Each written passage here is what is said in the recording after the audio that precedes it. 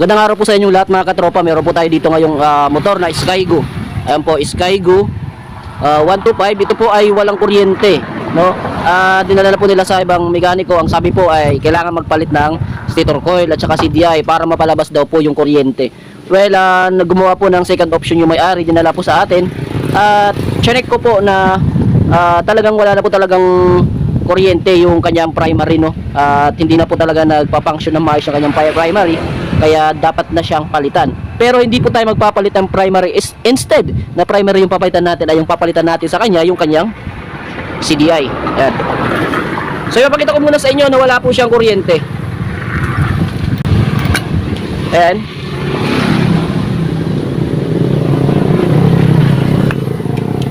So natanggal na natin. Yun, nalaglag.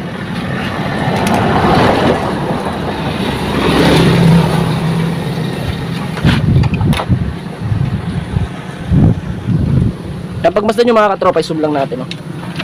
Susi.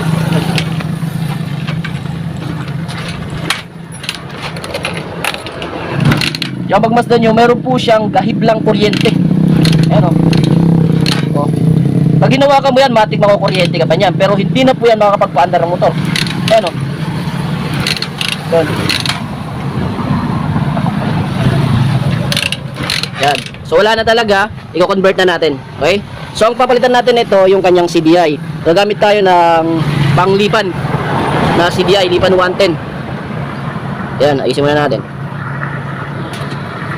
Yan. So gagamit tayo ng panglipan na CDI. Okay?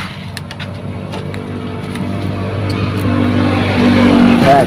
So dito po sa part na kanyang CDI, mga katropa, so depende na po sa iyo yun kung ito po ay puputulin mo o dog-jumper ka lang.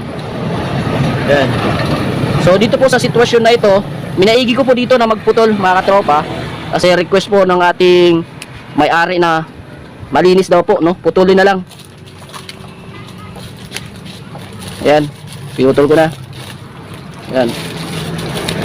So ito, putol din. Yan. So yung gagamitin natin ditong wire na ito ay ito lamang po sila, at ito hindi natin gagamitin. Yung black na may white, pinutol natin. Yan. So ito po. Ayan, so yung green, tapos yung green na may white, pagsasamahin natin yan. Okay.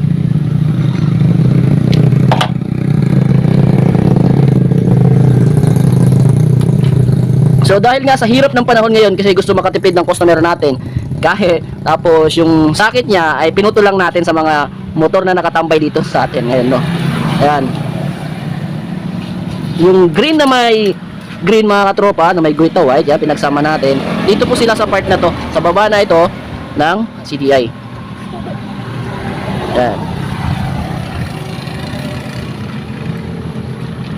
So tape natin agad. Ngayon yung in-install pa lang natin ngayon ay yung ground, no? Color code ng ating Skygo ay Honda. Yun, so yan pa lang po yung unang naikabit natin.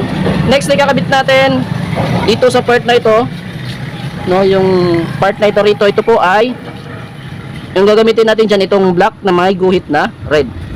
Ito yung magsisilbing accessories natin, no? Accessories wire. Ito yung magsusupply ngayon ng kuryente sa CDI.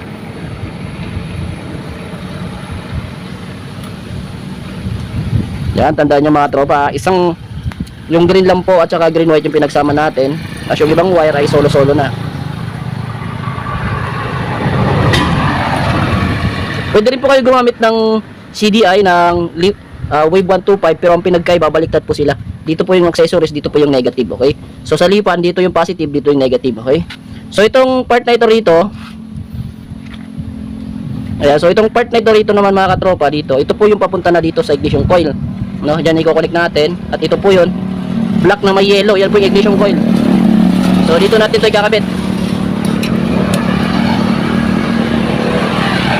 Yan, so shoutout sa inyo lahat ng mga bashers natin dyan, no? Baka sabihin wala tayong wire stripper, hindi ako gumagamit nung kasi dito ako nasanay sa gunting. Natuto kasi ako mag-wiring. sa pamamagitan lang po ng mga tools na wala.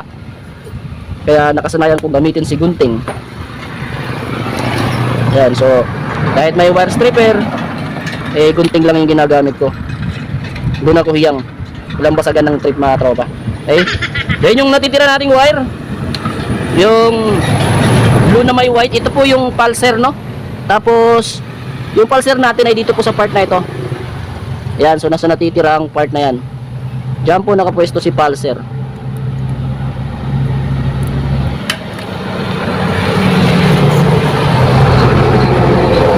So napakadali lang po nitong sundan mga katropa. Tapusin nyo lang po yung video at yung problema ng motor mo, ng Skygo mo, sa mga primary type na motor, no? Gaya ng Rakal, Motostar, ang mga primary type.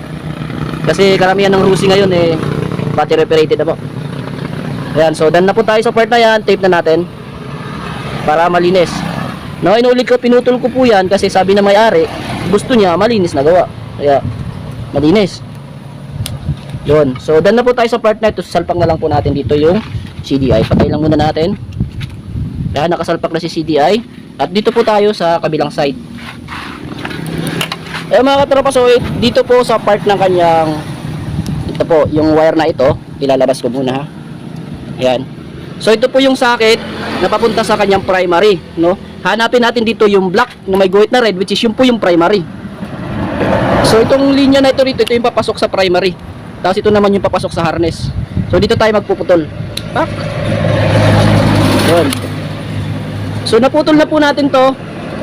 At ikakabit natin itong pinutol natin na black na may red sa accessories wire. Ano nga ba yung accessories wire ng Skygo, which is yung black po. So hindi na tayo lalayo, mayroon pong black dito, solid black. Yung wire na po yun, yung po yung wire na papunta sa brake light. Mayroon po diyang accessories, no? Kulay black. Yan, balat lang tayo at i-jumper natin yan dyan.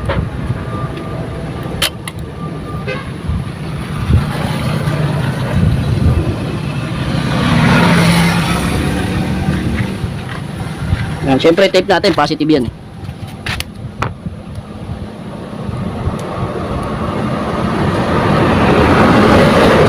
So sa panahon ngayon mga tropa, dapat practical po tayo, no? Kung mayroon pa namang paraan para makatipid, yun ang tirahin natin kasi mahal din po yung yung stator. Gure mo yung primary lang yung sira ng stator mo, tapos papalitan mo ng buo, ay sayang din, no? Ayan, so imbis na makakamura tayo, magkano yung stator ngayon? Nasa 900 plus din yung magandang klase. Tapos yung CDI magandang klase, 400 plus lang din. So mahigit kalahati, sobra kalahati yung natipid mo rito. Ayan, so balik na tayo sa kabila.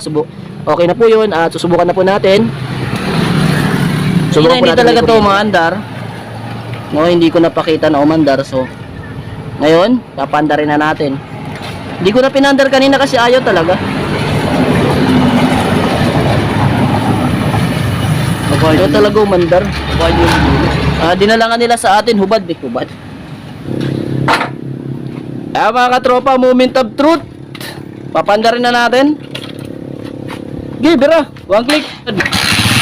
Yan! One click. So, ganun lang po mga katropa.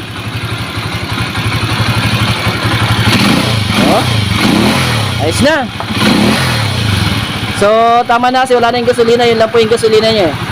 At uwi pa po siya sa kanila. Ayan. Yan, so ganito lang muna yung video natin. So, sana may nakuha kayong kalaman o may natutunan kayo sa video na ito. Okay, so hanggang dito lang muna. Salamat po.